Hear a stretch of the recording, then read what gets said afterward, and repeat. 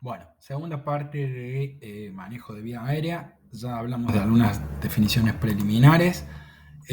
Hablamos también del paciente con insuficiencia respiratoria y la oxigenoterapia que eso requiere. Hablamos del paciente con insuficiencia ventilatoria y lo que tenemos que hacer, que era básicamente aplicar presión positiva sobre su vía aérea. Y vamos al cuarto y último punto, que es el manejo del paciente en paro respiratorio.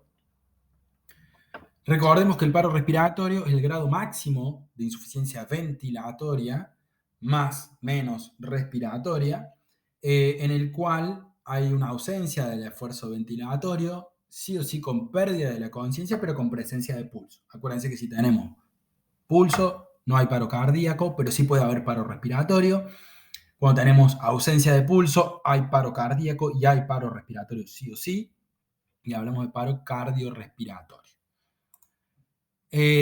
También le íbamos a decir así a la presencia de respiraciones agónicas, que esa era la presencia de jadeo o boqueo, que eran estas respiraciones de muy baja frecuencia en pacientes con pérdida de conocimiento y que tenían esta característica de ronquido, que el paciente se movía, se levantaba de la cama y no nos respondía, que era el equivalente a un paro. Si tenía pulso, paro respiratorio; si no tenía pulso, paro cardiorrespiratorio.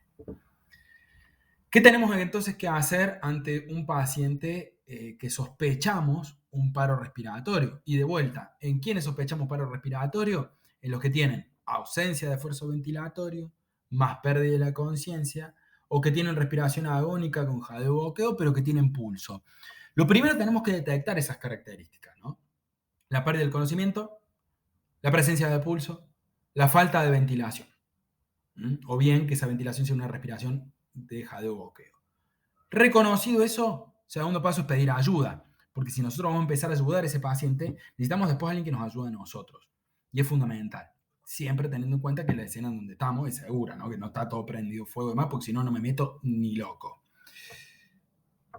Tercer paso, despejar la vía aérea. En más de una ocasión, son las mismas estructuras de la vía aérea del paciente o de la faringe del paciente que pueden comprimirla, y despejando solamente podemos solucionar el problema. Y por último, manejarla a la vía aérea. Primero la despejamos y después la manejamos. ¿Cómo? Proporcionando una adecuada ventilación. Una cosa es tratar de despejar la vía aérea y otra cosa es ventilar, que si se acuerdan era tratar de que el aire vaya de un lado hacia otro, que entre durante la inspiración y salga durante la expiración. Paso 1, detectar y reconocer. Recuerden, falta de esfuerzo ventilatorio o bien si es esfuerzo insuficiente pero con presencia de pulso.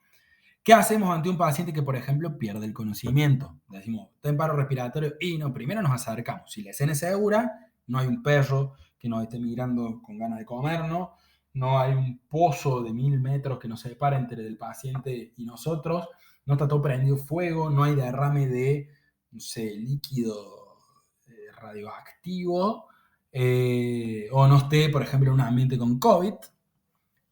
Lo primero va a ser entonces detectar y reconocerlo. ¿Mm? Nos acercamos al paciente, señor, se encuentra bien, no responde, no respira, pero tiene pulso. ¿Dónde tomamos el pulso? Y el mejor pulso a tomar es el pulso carotídeo. ¿Por qué no el pulso radial, por ejemplo? Y porque este paciente es un anciano, por ejemplo, que tiene aterosclerosis periférica o que tiene una coartación de aorta que nunca se le detectaron o que se le rompió un aneurisma, y quizás tenga los pulsos disminuidos o esté en shock, por ejemplo, tenga los pulsos disminuidos pero presentes, los radiales o los pedios, porque son los más chiquitos, los más distales. Vamos a los pulsos más centrales, o femoral, o mejor, para no tocarle la ingle a un paciente que no sabe qué puede deber tener ahí, porque estamos con las manos desnudas, porque estamos en la calle.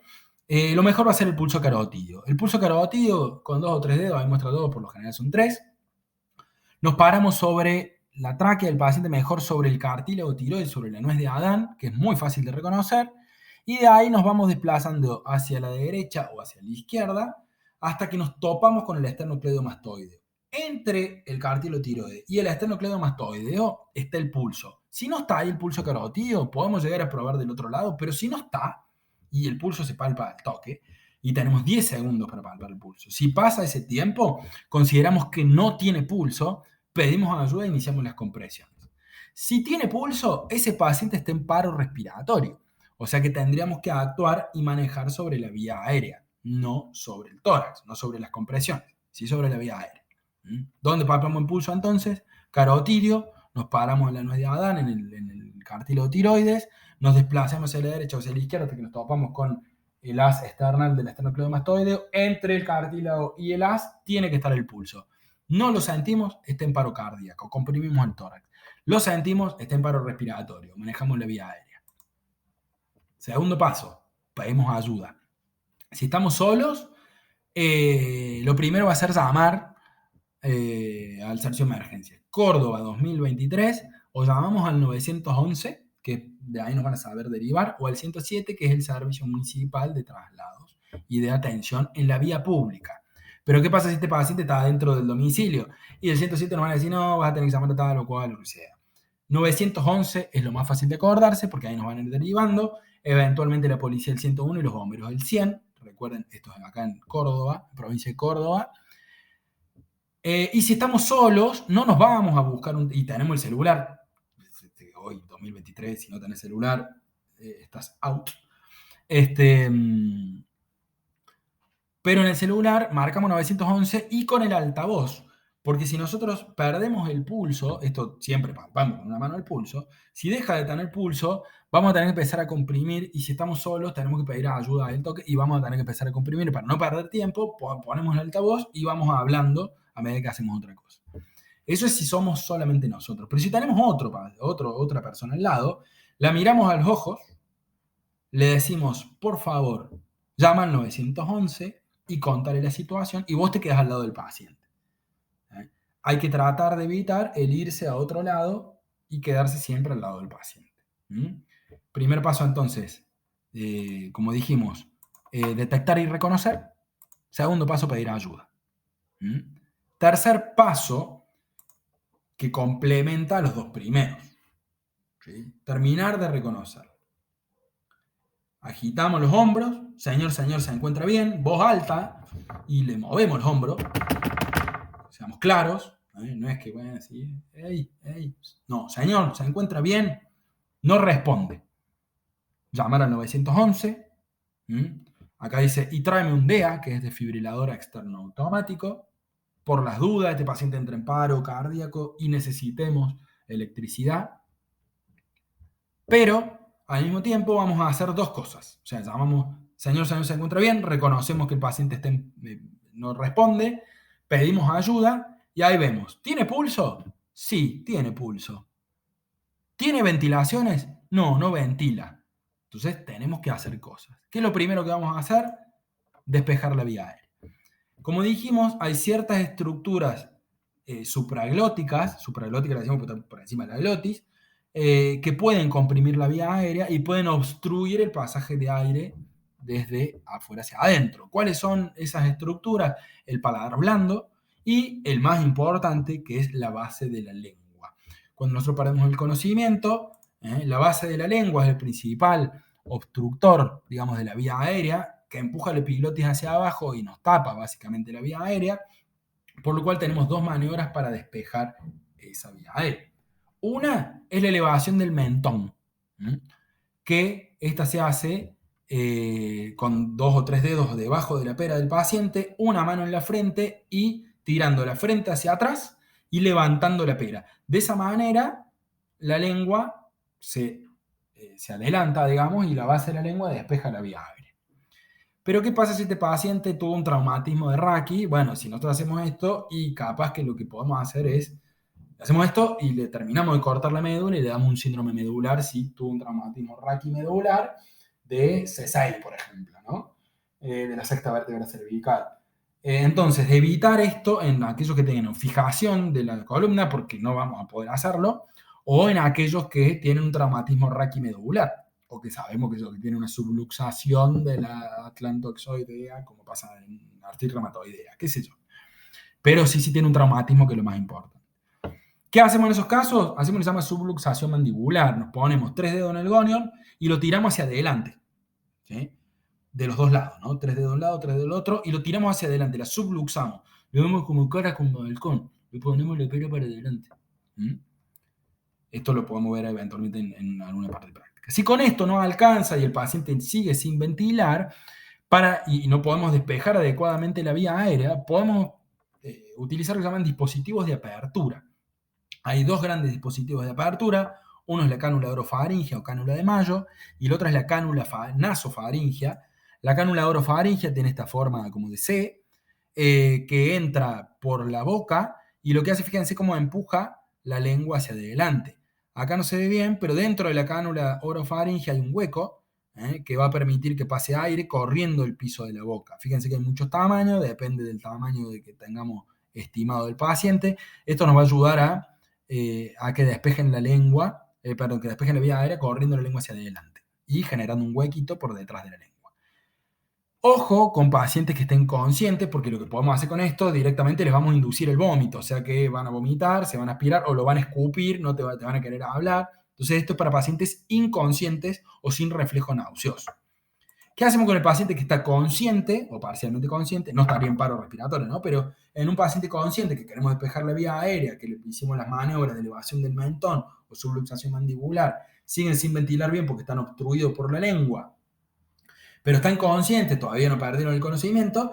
Bueno, entre esos pacientes usamos lo que se llama cánula nasofaringea, que es una cánula más finita, que también tiene un huequito al medio, y que entra por la nariz, ¿no? Y que va por detrás de la lengua. ¿Cómo sabemos? Y porque la forma que tienen y cómo entra y demás, ya sabemos que va a ir por detrás de la lengua. No hace falta que, digamos, que lo corroboremos con otra cosa. De esta manera, despejando la vía aérea con maniobras con las manos o con dispositivos como la cánula de Mayo, la orofaringea y la nasofaringea, mantenemos abierta la vía aérea. Si todo esto no funciona, o bien si el paciente tiene un paro respiratorio sin frecuencia respiratoria, el paso siguiente es utilizar el dispositivo bolsa máscara reservorio, que se llama bolsa máscara reservorio porque tiene una bolsa, que es un balón que se infla solo, una máscara que es la interfase entre el paciente y el balón, y un reservorio para acumular oxígeno acá y evitar la reinhalación. Esto le decimos habitualmente nosotros a Ambu. ¿Por qué? Porque Ambu es una marca de dispositivos y el más conocido es este, que es de marca Ambu.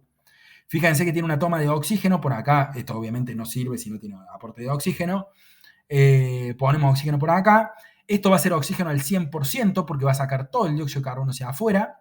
Aparte tiene una válvula acá en la punta que va a sacar también cuando no apliquemos presión positiva. Y atrás va a acumular más oxígeno para aportar el doble de oxígeno, o sea, 100%. Y la máscara. Este balón tiene más o menos 1 litro, o sea que hay que apretarlo hasta la mitad nomás. Tiene más o menos 1 litro de contenido de oxígeno puro. La máscara tiene que estar bien coaptada y el reservorio se tiene que inflar a través de esta toma de oxígeno para que nosotros al apretarlo apliquemos presión positiva sobre la vía aérea. Esto pase a la vía aérea del paciente y cuando dejemos de apretar, como el paciente no puede ventilar por supuesto, no respira básicamente, dejamos de apretar, dejamos de aplicar presión positiva, entonces el aire que estaba en la vía aérea sale, ¿no? ¿Y sale por dónde? Por esta valvulita unidireccional que tenemos. Importantísimo que para ventilar, ya sea con un reanimador o con dos, coaptemos adecuadamente la máscara a la cara, porque de fugar no le estamos aportando presión positiva, lo mismo pasado con la ventilación no invasiva. Y esto se hace a través de la formación con la mano de una C y una E. Fíjense que los 3 dedos de abajo levantan el mentón, o sea que hacen la maniobra que vimos al principio. Esto no sirve si no despejamos con la lengua, no despejamos la lengua con las manos. Entonces levantamos el mentón con los 3 dedos de abajo y con una C entre el pulgar y el índice apretamos bien la máscara contra la cara. Cuidado no apretar la nariz o la boca, porque en realidad el objetivo es mantener permeable eso y que no fugue por los costados, ¿no? Con un reanimador, fíjense que con una mano sostenemos el Ambu o la máscara del dispositivo bolsa máscara reservorio y con la otra fijamos la máscara a la cara con la C y con la E. Si es con dos reanimadores, bueno, buenísimo porque uno me puede apretar la bolsa mientras yo con dos manos coapto la máscara. Esto es mucho más efectivo y tiene mejores resultados. Sí guarda cuando apretemos la máscara porque como dijimos tiene 1 litro esto adentro y nadie ventila 1 litro, ¿no? Por cada inspiración. Nuestro volumen corriente es 500, o sea que sería más o menos la mitad de la bolsa. Colocar al paciente en decúbito supino y al reanimador detrás de la cabeza del paciente. La colocación de una cánula orofaringea facilita la entrada de aire. Tras hiperextender el cuello en ausencia de lesión cervical, debemos sellar la mascarilla a la cara del paciente. El dedo pulgar y el dedo índice sujetarán la mascarilla en la zona nasal en forma de C. Con el tercer, cuarto y quinto dedo se debe mantener la hiperextensión de la cabeza, traccionando la mandíbula hacia atrás, pero sin ejercer presión en los tejidos blandos en forma de E. Utilizar la otra mano para realizar compresiones sobre la bolsa autoinflable. Debemos conocer si estamos realizando bien las ventilaciones. Para eso, debemos observar la expansión del tórax cuando realizamos las ventilaciones.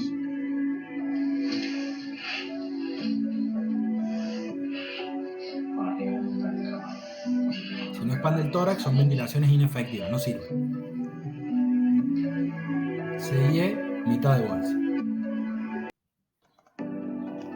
Bien. Ahora bien, hay pacientes que va a ser mucho más difícil ventilar por muchas causas, sobre todo anatómicas, ¿no? Que son aquellos pacientes que tengan una movilidad cervical reducida porque no vamos a poder hiperextender, el Mallampati que ya lo vamos a charlar, que tenga la presencia de barba, porque esto no me va a permitir que la máscara... Esto es lo mismo para ventilación invasiva, ¿no? Por ejemplo, para BNI pasa lo mismo. Aquellos que tengan barba, por ejemplo, o que tengan sondas nasogástricas, van a evitar que la máscara coapte bien, porque va a quedar algo separada. Cuando la apertura bucal es menos de 3 centímetros, y esto va a dificultar mucho la intubación también. En el paciente obeso, porque tiene mucho tejido adiposo en el cuello y puede comprimir no solo la lengua, sino también los tejidos del cuello. En los desdentados, o los que tienen prótesis removibles, primero, prótesis removibles en vía aérea no protegida, o sea que no ventila, hay que sacarlas, pero sí esto va a hacer que se afecte la arquitectura de la cara y que se nos complique el coaptar la máscara. La retrognatia, o los muy narigones como yo, también va a ser difícil porque nos va a empujar la máscara para afuera o no nos va a dejar coaptarla bien. Y la macroglosia, por ejemplo, en aquellos pacientes con condición de síndrome de Down, la lengua también no la vamos a poder despejar y también va a impedir que entre o la cánula nasofaringia o la orofaringia y también que a pesar de que nosotros hiperextendamos el cuello, no podamos despejar la vía aérea. ¿Qué es esto del Mallampati? Bueno, el Mallampati es una escala que usan sobre todo los anestesistas en las valoraciones preanestésicas, se usa mucho esto, para ver qué grado de dificultad vamos a tener a la hora de intubar al paciente en una cirugía programada. Esto se hace con un paciente despierto, esto no lo podemos hacer así nomás, se hace con un paciente despierto, sentado, enfrentado hacia mí, con los hombros relajados, la cabeza bien derecha, y le pedimos que haga apertura máxima de la boca y que saque la lengua, ¿no? Que haga y abra bien la boca, con la lengua bien afuera. La clasificación de Mallampati se basa en ver qué estructuras reconoces si vos te paras adelante y le miras directamente el istmo de las fauces. El clase 1 vas a ver todos los pilares amigdalinos, va a ver la úvula, vas a ver todo el paladar, tanto el blando como el duro, y en algunos pacientes que tienen un Mallampati zarpado, hermoso, le podés ver hasta la epiglotis, o sea, jetones que tienen un Mallampati hermoso, flaco y demás, decir, uy, qué buena vía aérea. ¿No? Nosotros los terapistas decimos, bien. En la clase 2 ya vemos menos, porque ya, vemos la úvula, vemos los paladares, pero ya los pilares amigdalinos ya los vemos en su completitud, o compleción sería.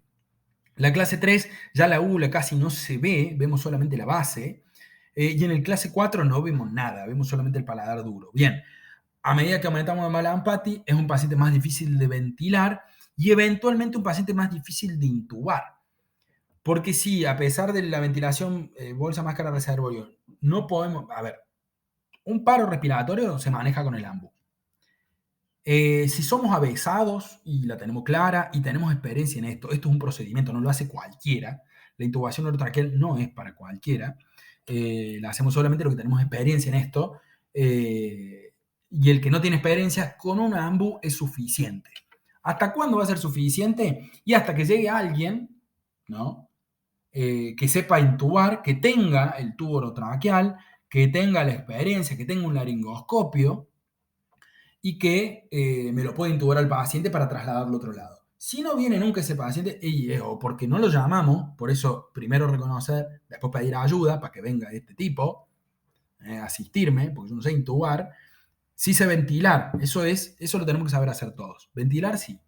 Intubar, para unos pocos, no importa el intubar. Todo el mundo quiere intubar, intubar, intubar. En un paro cardíaco, por ejemplo, lo último que tenés que hacer es intubar. Lo intubás recién cuando el paciente salió del paro. Mientras tanto, lo ambuceás, como decimos, o lo ventilás con la bolsa máscara reservorio. Esto es lo que uno tiene que aprender, no la intubación orotraqueal. Solamente el ventilar. La intubación orotraqueal lo da la experiencia. Ahora bien,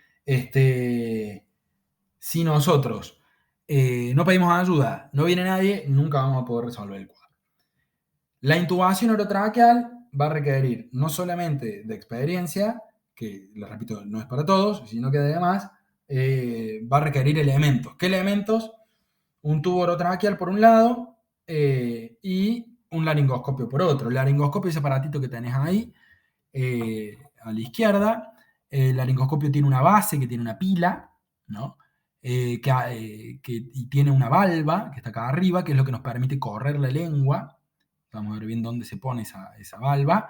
Tiene una lamparita porque adentro somos todos oscuros, no tenemos luz y necesitamos ver esta estructura. Esto que vemos acá arriba es la lengüeta esa que se ve, es la epiglotis. Nosotros tenemos que meter la valva entre la epiglotis y la base de la lengua, es decir, en las valéculas o en la zona piriforme. Corremos ese epiglotis, no directamente al epiglotis, porque si le pegamos con esto, la valva a esto, nos traemos toda la estructura, no vemos el huequito y encima hace la sangre, encima de eso sangra, me va a caer sangre a la glotis, me va a tapar todo, se va a dematizar, un horror. Entonces se mete entre medio. Corremos esto y vemos la glotis, que ahí tienen los pliegues, ¿no? Aritenoepiglóticos, o las cuerdas vocales, básicamente. Este paciente tiene que estar dormido, o bueno, en este caso está inconsciente, y vemos en parte la primera parte de la laringe, y ya se ven ahí abajo los anillos traqueales, ¿no? Los primeros anillos traqueales. El objetivo de ver esto es pasar a su través este tubo que tiene un balón inflable en la punta. Lo que está abajo es lo que queda afuera, lo que está arriba es lo que queda adentro del paciente, pero el objetivo es pasar a través de él, de esta glotis, este tubo de plástico que tiene una puntita por el cual lo podemos conectar o al ambú o al respirador y demás. El procedimiento en sí, una vez que hacemos, esto se llama laringoscopía, una vez que hacemos la laringoscopía, fíjense cómo acá entramos con el laringoscopio, nos ponemos entre, están mal las imágenes, pero bueno, nos ponemos entre las valéculas, o sea, entre el epiglotis y la lengua, levantamos, con cuidado de no pegar los dientes, levantamos la base de la lengua, vemos la glotis, pasamos un tubo a su través y queda como en la última imagen abajo a la derecha. Todo esto tiene su técnica, cada paso tiene su técnica y cada paso puede ser grave porque estamos en una área muy reflexógena. O sea que podemos meter el laringoscopio y el paciente hace en paro por un reflejo neurogénico y decir, ¿no? Así que mucho cuidado con eso. También la intubación esofágica es un problema porque tenemos que reconocer bien la glotis y tenemos que ver que el tubo pase. Pero cuando la vía aérea es dificultosa, a veces no vemos bien. A veces entramos en la glotis y vemos nada. Y ahí se armó el tole tole. ¿Por dónde? Imagínense en la última foto a la derecha. ¿Por dónde pasa un tubo por acá? Bueno, ahí nos valemos de algunos dispositivos que tenemos en la terapia intensiva para tratar de paliar esta situación. Esto que ven acá es lo que se llama la escala de Cormack-Lihein. Esta escala nos permite saber qué tan difícil es su vía aérea y si este paciente lo vamos a poder intubar o no. Y en qué paciente vamos a necesitar algunos instrumentos para tratar de intubar a este paciente. Pues no se olviden que necesitamos pasarle un tubo a través de esa glotis. Ahora bien, si tenemos esto, no lo podemos intubar, chau, lo seguimos ventilando con el dispositivo bolsa máscara reservorio. Hay todo un procedimiento para esto, que se llama secuencia rápida de intubación, en la cual no es rápido porque lo tengamos que hacer rápido, que sí lo tenemos que hacer rápido porque es para el paciente que está en terapia intensiva o en la calle, pero usamos drogas de vida media muy corta para permitir al paciente que ventile algo por sus propios medios, por si no lo podemos intubar. Pero es distinto lo que hacemos en las terapias o en el paciente que está muy grave al paciente que va a quirófano, que va de manera programada. En esto tratamos de evitar el uso del ambú. Pero bueno, no importa, esto es más de la especialidad. Pero tengan en cuenta que a veces con la laringoscopía miramos esto y decimos, ¿y ahora de qué nos disfrazamos? Si es una escala de Cormack 1, buenísimo, le podemos pasar un tubo. Bárbaro. Si es un 2, fíjense cómo ya se va achicando la glotis, ya la vemos menos, y vemos la epiglotis, pero todavía podemos llegar a zafar para pasar un tubo por ahí. Ya en la C, que solamente vemos la epiglotis, o en la D, que vemos solamente las estructuras periféricas, y ya es mucho más complicado, y acá sí o sí nos tenemos que valer de otros instrumentos porque no vamos a ver el tubo pasando por ahí. ¿Qué pasa si no vemos el tubo pasando por ahí? O nos vamos al esófago y nunca lo ventilamos, o nos vamos al bronquio derecho, esto se llama intubación selectiva, en la cual, fíjense cómo hay el tubo, se ve como esa rayita radiolúcida que está en la línea media, fíjense cómo baja desde el cuello y de repente ¡tuc!, se va hacia la derecha.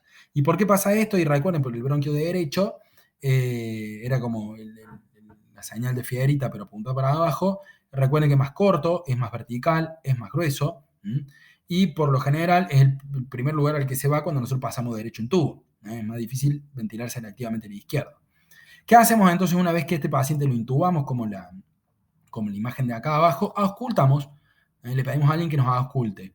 Primero, a ver si no se fue el esófago, y auscultamos el estómago.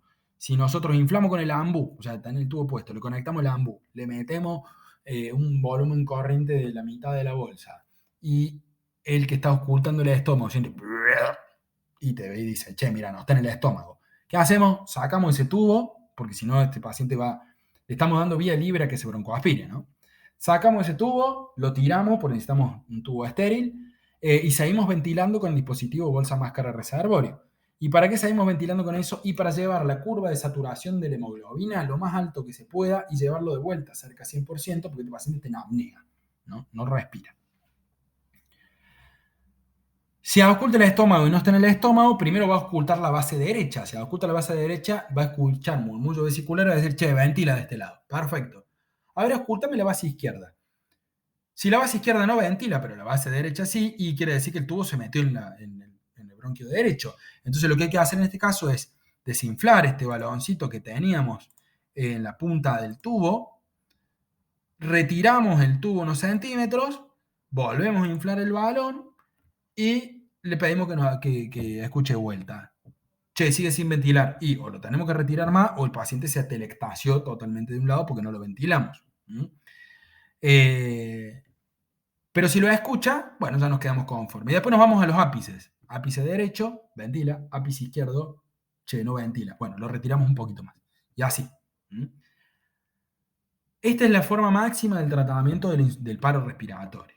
Recuerden, no hace falta intubar ni ser un maestro de intubación orotraqueal. Lo que hace falta es saber ventilar. En realidad, eventualmente desde lo práctico, saber ventilar. Pero lo que es extremadamente importante es seguir todos estos pasos que hablamos en un primer momento para evitar que ese paciente en paro respiratorio evolucione mal a un paro cardíaco, por ejemplo. Bueno, muchas gracias. Esto complementa la clase de manejo de vía aérea en UTI o en la calle o en todos lados. Acá el intento, ¿no?, es que conozcan algunos conceptos fundamentales, pero también que ya les empiecen a sonar algunas cuestiones eminentemente prácticas que las tenemos que saber y que eventualmente las podemos poner en práctica. Y para desmitificar el hecho de que si tenemos un paro respiratorio, a ese paciente hay que intubarlo. No es así con todos. Bueno, me voy volando, che. Chao, muchas gracias.